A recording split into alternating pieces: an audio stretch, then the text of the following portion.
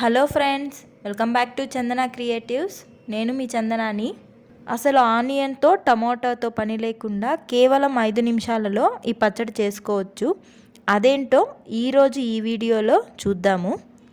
అందుకు ఫస్ట్ చింతపండుని వేడి నీళ్ళల్లో వేసి పక్కన పెట్టేసుకుందాము.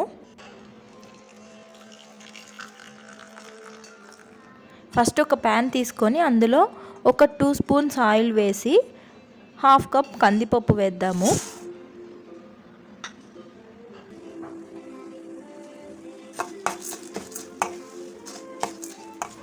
నెక్స్ట్ ఎండుమిరపకాయలు ఒక 6 or 7 వేసుకోండి. తరువాత వెల్లుల్లిపాయలు 4 లేదా 5 పాయలు వేసుకోండి. 1 టేబుల్ స్పూన్ ధనియాలు కూడా వేసుకోండి.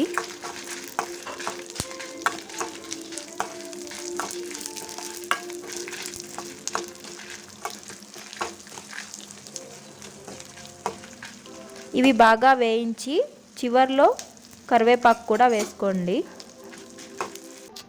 వీటిని ఇప్పుడు చల్లారనిద్దాము. చల్లారిన వీటిని మిక్సీ జార్లో వేసి రుచికి సరిపడా గల్లుప్పు వేసి గ్రైండ్ చేసుకోండి.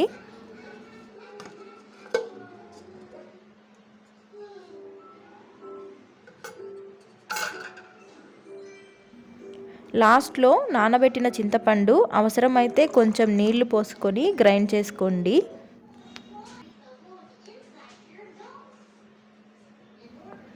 దీనికి పోపు కూడా అవసరం లేదు. వేడివేడి అన్నంలో నెయ్యి వేసుకొని ఈ పచ్చడితో తింటే సూపర్గా ఉంటుంది.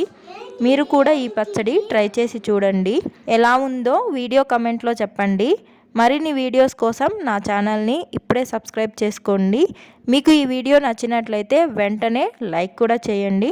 నెక్స్ట్ వీడియోతో మిమ్మల్ని మళ్ళీ కలుస్తాను. అంతవరకు take care and bye bye.